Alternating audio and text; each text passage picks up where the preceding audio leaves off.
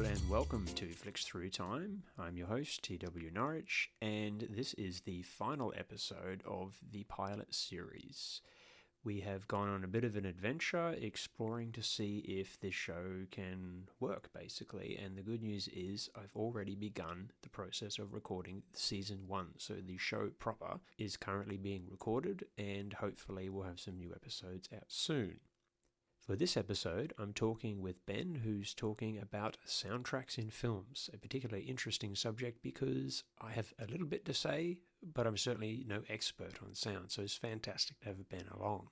Unfortunately, with this episode, this was a very good example of the flaws I have in technology when I was still recording Series 0, and this one is probably the worst for sound quality due to the environment we were in. I've done as much as I can to fix it in editing, but bear with me. The content, I assure you, is worth your patience, and I can assure you Series 1 is going to be a lot better. The big lesson here is, when possible, control your environment.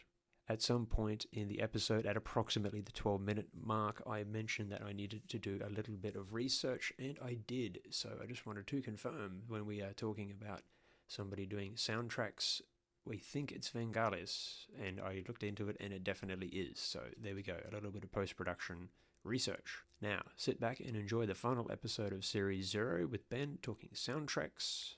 Spoilers ahead. Enjoy. Okay, welcome back, and today we are talking movie soundtracks, and I have with me Ben. Ben, welcome to the show. G'day. Thank you very much for joining us. I'm really pleased you said your interest was soundtracks because it's not my special interest, and that's the perfect thing. Have a guest who has an interest beyond my own. I've got a few things to say, but I'm really keen to hear your views and what your interests are. And I guess just because I typically do this on the show, my interest being history and such, I like to just frame it with so we can see how far we've come. On a previous episode, we talked silent films, and just to remove any misconceptions, silent films, of course, were never silent. They had music, just played live. And as we went in from the 1920s and 30s, there was almost this kind of step backwards where suddenly they said, oh, we can have sound, we better just listen to actors, and things dropped off. The idea of powerful soundtracks that came with films with sound in them only slowly emerged. The idea of the big orchestrated, highly complex soundtracks were not too far behind. And it's been really interesting to see that one of the interests I'll refer to later is how those kinds of big soundtracks still exist today, but they've also diverged into many, many different ways. So we'll jump ahead a little bit, but I just wanted to know, what's your interest in well, let's say film in general and then the soundtrack specifically?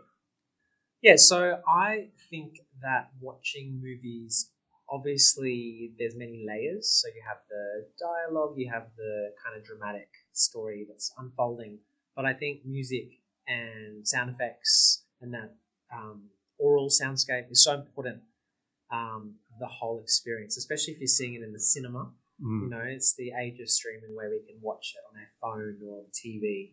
But if you go the whole classic traditional way of viewing that film, as probably the filmmakers want it, in the cinema with other people, that kind of richness of those sound layers really makes that the experience of movie-going.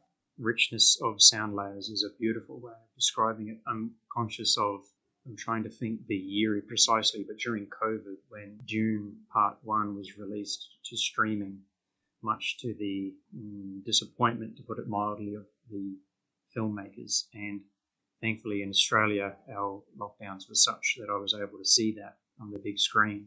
And I thought, what a crime against the film, were it any other way. But those were exceptional times. Now, you're right, there is something about, well, when I think of a cinematic film, one that should be in the cinema, I no longer think about big action and spectacle, because for the last, let's say, well, this century, with computer-generated effects, you can do whatever you like, but high-quality sound, that really defines, when I think of the big films the last couple of years, sound design has been at the forefront. I think, yeah, and so my background is I have a musician background, and I also have like a digital production background, so I've had to edit short documentaries before. Oh, right. So knowing how to use sound in a way that's not manipulating the emotions of the listener, because music can elicit emotions that you want. Definitely. So it can be quite manipulative, but also how to use it in a way that it allows the audience to also make their own judgments on what's happening. Sounds like you're talking about a balance there. Yeah, a balance, absolutely. And as a documentary kind of filmmaker, editor, that's really important, because as opposed to fictional kind of stories where you can create those layers of emotion, you want to be a little bit more objective with documentary storytelling.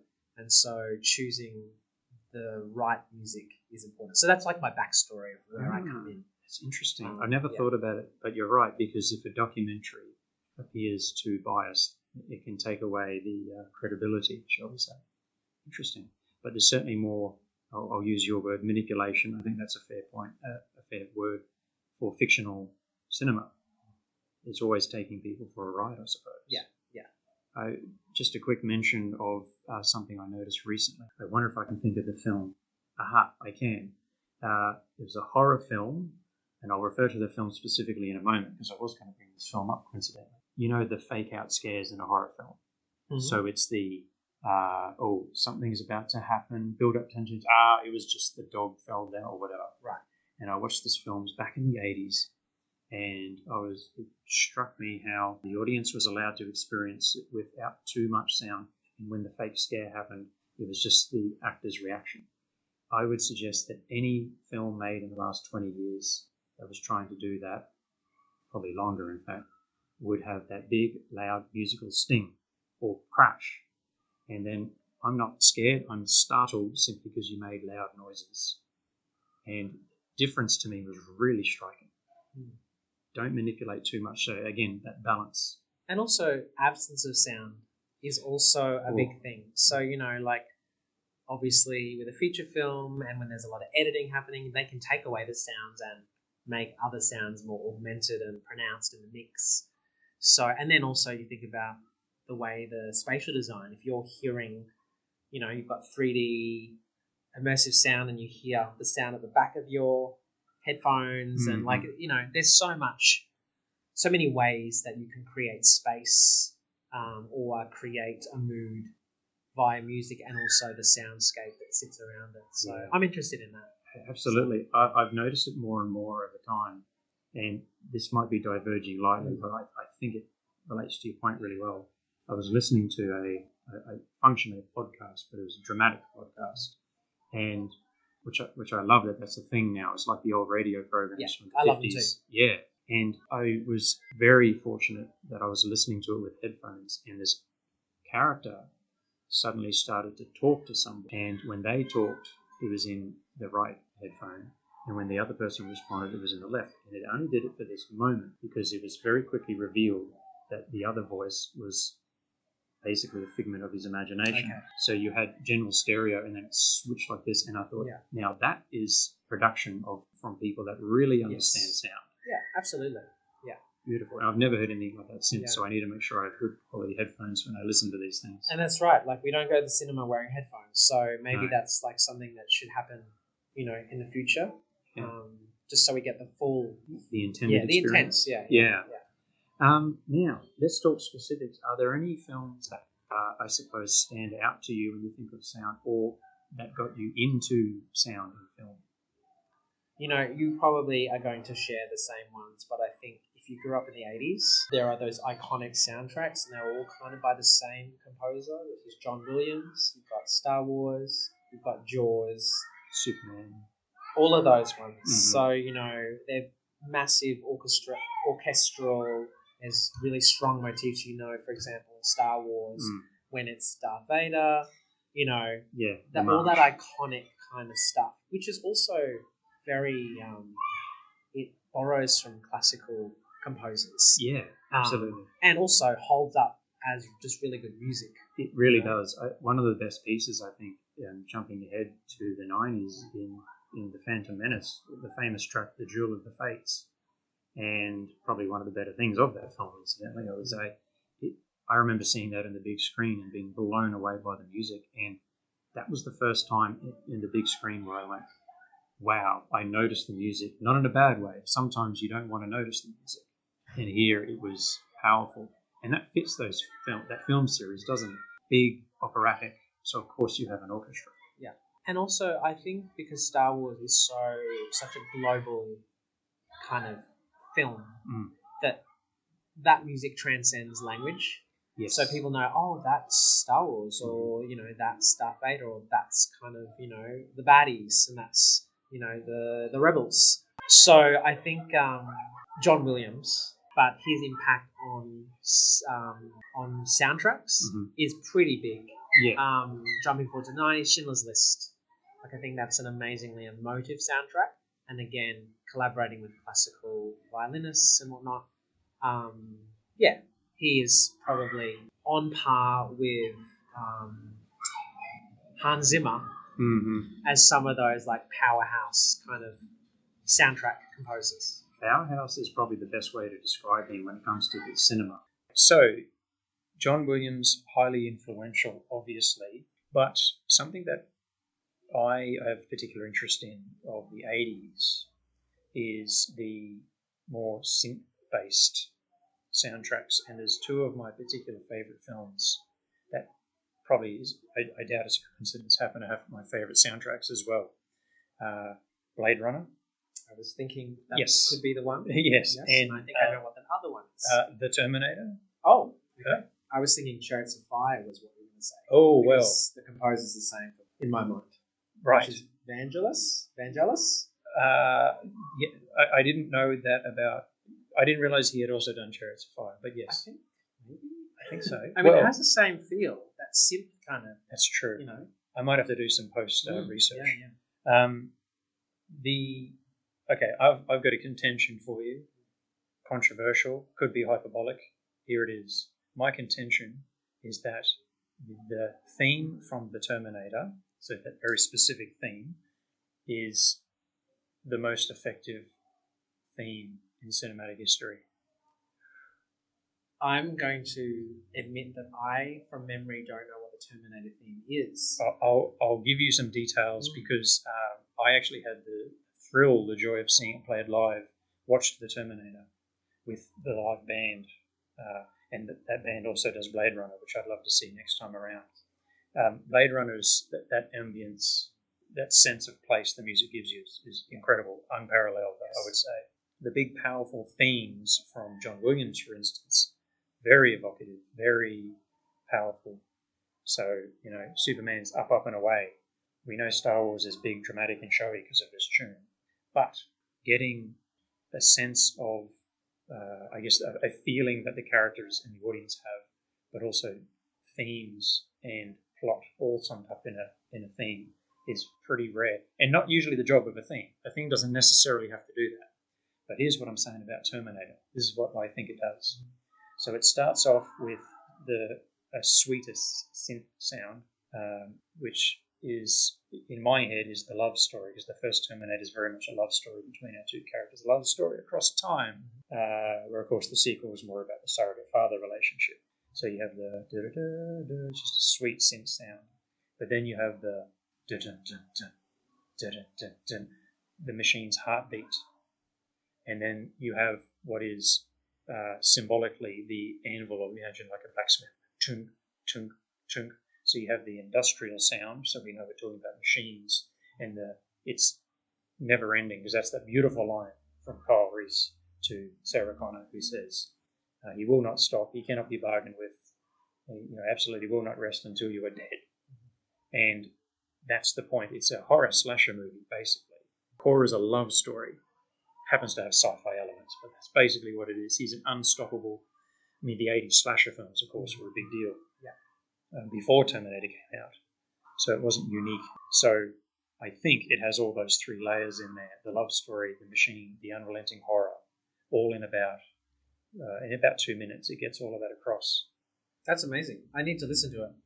It's a beautiful... And also rewatch the movie. Yeah, it's one of my favourite films. I mean, I'm a sucker for 80s horror films. Brad Fiedel was the man who did the soundtrack and most of the music from the whole film. Not entirely, but mostly. Terminator 2 is generally more well-liked. But as I got older, I appreciated the love story more. And Terminator 2 is more technically well made, of course. This is 6 years later. They had $100 million to throw at it. The CGI was like so cutting edge for its time. Yes. The liquefy kind of sequences. I remember seeing that in the 2000s, and it still held up. Whereas Terminator 1, I would say, is technically, I think it was James Cameron's second feature from memory. So it does have a bit of jank, but it has the pathos. It has the heart, which I really appreciate. So it's one of my favourite films of all time, and it just so happens to have a great soundtrack, which is seemed appropriate. Which is what you want. You want all the elements to be right good if you are calling it or your favourite film. Yeah, and that's the thing. When we talk about films, what are powerful themes if we jump ahead now to the 2000s? And I struggle to think of too many. One where the orchestration is still there. The Lord of the Rings. Who was the? Yes, it's at the tip of my tongue. The thing is, I know it's not Hans Zimmer because he is the other John Williams of now. Obviously, John Williams is still making stuff. But, the reason why that frustrates me is because I actually have them. I actually have purchased the soundtracks and I know them. I'll come back to it, but beautiful themes. The Fellowship theme, for example, is wonderful. Even just the Hobbit. The theme related to the Hobbit. It's all just really simple and very folky sounding. Almost Celtic with the lutes and the flutes and whatnot. Howard Shore. Yes. There we go. We got there eventually. Yeah. I can cut out our incompetence so we don't seem so inept. Yeah. I mean, riffing on the 2000s of composers who have made an impact, I would say Hans Zimmer. Yes. Like with Inception, that kind of really, it's almost a adrenaline-inducing thriller, kind of there's a bit of fear factor, but then it also sounds quite technological. Like there's like this wash of just kind of ambient, but also like synths and horns, like this mash of like tech and also classic instrumentation. Yeah. I can't think of anyone else that does what he does anywhere near as well. I'm pretty sure he did the soundtrack for the second Blade Runner film, Blade Runner 2049. I wouldn't be surprised. I'm pretty sure because that's also because he did the soundtrack for the Dune films. Yeah. And the director of Blade Runner was Villeneuve, or however you pronounce his name. Denis Villeneuve. Thank you. Yeah, so he did. He's done the Dune films and Blade Runner 2049 and another I would film. say the Dune soundtracks are quite iconic with that use of, it sounds like a, otherworldly, maybe Middle East adjacent kind of this chant. Yeah. It's a little bit mysterious, a bit eerie. I feel like that's, if you were to hum that to someone in a context where it was Dune like, they would get it straight away because it's very iconic. Yeah, so it's not John Williams like Star Wars, Superman stuff, but it's so appropriate to the text that it's from, and that I think his work is so powerful because of that sense of place. Yeah, which arguably some of these other more iconic, more well-known ones don't do as well. I think John Williams has had the biggest reach though, because when I think about going back to Terminator era, Jaws, like people sing that song and straight away people know what. If you're at the beach today and you just go and people know exactly what, and they might not know it's Jaws, but they know it's impending thing of a shark, And then the other one I was thinking of would be the Psycho theme, shower scene. Of course. The stabbing in the shower. Like people do that, and they already know straight away, and it's like murdery. Kind of, killing is happening. Holding a knife, or right. pretend holding a knife. Yeah. And is it Bernard something? I can't remember the composer for that. But again, Alfred Hitchcock. Yeah. And I think that's an iconic theme. I'm so glad you mentioned that. Bernard Herrmann. Bernard Herrmann. There you go. Thank you. Yeah. I'm so glad you brought that up. Yeah, the grabbing that sense of horror that Terminator did, and my brain didn't go through the logical list like you just did of the other horror soundtracks. Yeah. One thing that I thinking of, shall we say, modern, as in, let's call it the Disney era of cinema, shall we? Because it kind of is. Yeah. Superheroes everywhere. Not a lot of iconic themes for them, though. And I remember there were some film composers talking about this themselves. So this is their point of view that I'm kind of grabbing, jumping on the back of here. And they talk about how things have kind of been squashed down. The creativity is kind of blunted, and it's a bit more of a paste rather than things standing out, so to speak. And a great example of that, I can remember a specific one. I'm not a big blockbuster fan these days, but I've seen enough of the Marvel films. And there was this great excerpt from, I believe it was Captain America, the first Avenger, so the first Captain America film. And he did have a pretty good theme. It had a sort of Superman-esque, because he's literally the American flag. Right. So, of course, you want this patriotic flourish. Yes. And I can't quite get it in my brain, but I do remember it being appealing. I was like, okay, cool. And it was used, I'm sure, during action beats. But there's this great scene where, because, he's frozen in time, and then he's suddenly here in the 2010s or whenever it was, and he goes to a museum from World War II, and he can see his old uniform there. And it's this really melancholic kind of, and he's like, oh man, because he's thinking about the life that he's lost. Yeah. And they play I guess I'll say a sorrowful version of it. The variation. Right. Which I think John Williams does well. Yes, because he's got motifs, and then he's got like a sad version of what usually is an upbeat march. Right. Like a battle cry. Right. So I think he's got a lot of legacy in just film composition. Yes. Yeah. But the problem here, and this was probably a director's choice, is then for some reason they think maybe the audience won't get it, that he's there looking at an old uniform. So you hear, because it's a museum, you hear, here we have the Captain America exhibit which drowns out the music. Right. If you pay attention, it's still there. So there's an example. The audience were idiots. Yes. And modern blockbuster audiences, I don't think they get enough credit. Yeah.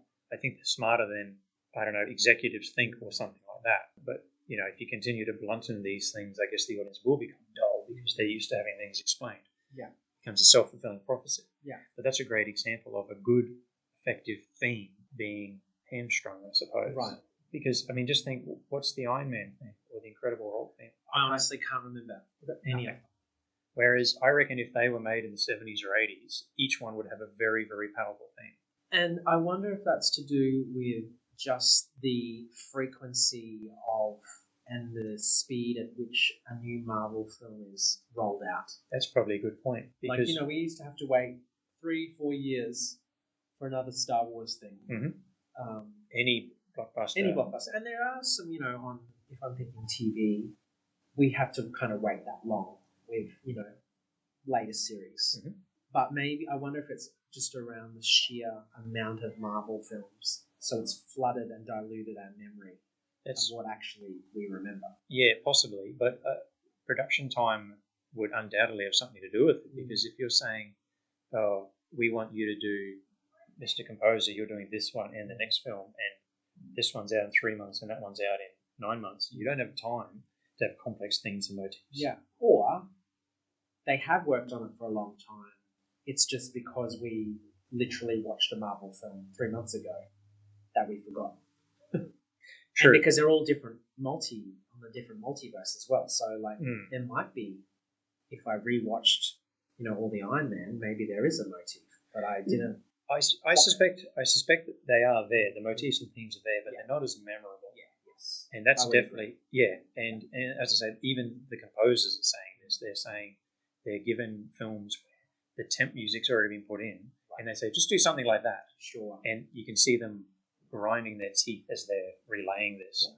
So maybe that's it. Maybe it's the grind. And the films weren't rushed. You go back to the 70s and at least the early 80s, probably the late 80s too. They weren't rushed. So maybe composers had more time. Yeah, I don't know. And also, we didn't have streaming. So, the turnaround between being able to get something accessible at home where we can watch over and over as in contrast to going to the cinema and having to wait so long for it to then be on DVD or VHS, like that waiting time. So I think maybe it's again that consumer habit of we got that new thing and then we'll have it 3 months later and then we'll have this one. So it's just demand. So in that we maybe lose a sense of valuing and remembering things because we're just flooded with lots of things. That's true. We're overstimulated. Yeah. So it sounds like I mean, why not both? You know, rush productions combined with audience ambivalence, really. Yeah. Which is a shame, but because if this stuff isn't valued, we don't have. I mean, I don't hear anyone talking about powerful soundtracks anymore. Those conversations aren't happening for whatever reason, or both those reasons, and that's a shame. Now, if the films themselves still generally work, okay, great. But I don't know, if you're a fan of soundtracks on any level, this can't be a good step. Yeah, but then we also remember there are people who will just consume generic mainstream fodder. But then there are people who still follow a director or a composer and will see. So I wanted to just name drop before we, wrap up. Sure. Two composers that they don't have a huge amount of output. But what I like is that some of them have composed for the same director. So they almost have this relationship. Like the same way that some directors have this ensemble cast that follow them between films. And they're not sequels. Wes Anderson. So, Mark Mothersbaugh from the Devo, who composed a lot of Wes Anderson's earlier films. It's got this really light, whimsical kind of... rather appropriate. Yeah, for Wes Anderson's films. I don't think he did maybe his most recent one, but there's definitely that era, Royal Tenenbaums, Life Aquatic. Just that music was so unique, and it was so Wes Anderson's world. Oh, perfect. Okay. So really a fanboy of Mark's work for that, and he was in Devo, which is, that classic 80s band. Yes. Wore flower pots in their hands, smoked flower pots. John Brion is another one. So he has composed a lot of films for Charlie Kaufman, who is a writer, director. And his stuff uses really interesting... he did the soundtrack for Magnolia, which is a very niche kind of movie, very long. Came out in the early 2000s, or maybe written by the director. Oh my God. John Brion, Brion, if you're looking up. Not Brian as in Bryan Adams. But Magnolia, he did for the Punch Drunk Love, which has Adam Sandler, a bit of a diversion from his normal shtick. So he's almost like the indie composer of the film world. We've got Magnolia 1999. Oh, okay. That fried my brain. I wouldn't have guessed. Written, directed, and co-produced by Paul Thomas Anderson. Paul Thomas Anderson. That's the PTS. Yeah. So I really love John Brion stuff. And again, not a lot of soundtracks, but the stuff he has done. He did I Heart Huckabees, I think, as well. Which again is an indie film from maybe the same era. Another composer I really dig is John Greenwood, who has scored a lot of P.T. Anderson's latest films. So John Greenwood from Radiohead. He did Phantom Thread, which is again an indie P.T. Anderson film, but There Will Be Blood he did as well. Oh, right, okay. Yeah. Really kind of dystopian, very menacing, bubbling kind of, score. I love these connections, just finding out, someone was in a band, and it's pretty logical. They're in the music, obviously, but there's these little things. Yes. I mean, it's not quite as profound as knowing the lead singer from Custard that does the voice of Bluey. There's nothing that goes beyond that, of course. Yes. It's just that in my head, growing up, I suppose I always had music here, movies here, and then realising, of course, they're going back to the worlds combined. Yes. And obviously, Johnny Greenwood, I think, is an amazing guitarist. It's not a leap to see him commissioned to be involved in films that are quite artful. He's not scoring Marvel films. He's doing ones that have, a really interesting point of view. The other one, and the final one I'm going to give you a heads up about, is Mica Levi. They are an amazing composer, again, who does quite disconcerting film scores. They did Under the Skin, which is Jonathan Glazer. It has Scarlett Johansson, who plays this otherworldly, serial-killing, alien inhabiting human form. And the soundtrack is so, it gives me chills. It's scary. It's scary. It matches the real kind of... You've piqued my interest here. Yeah. So Mica Levi, they are, I think, pretty out there in terms of that crop of contemporary film composers. And again, not a lot of output. Yeah. Jackie, I think, the movie about JFK's wife.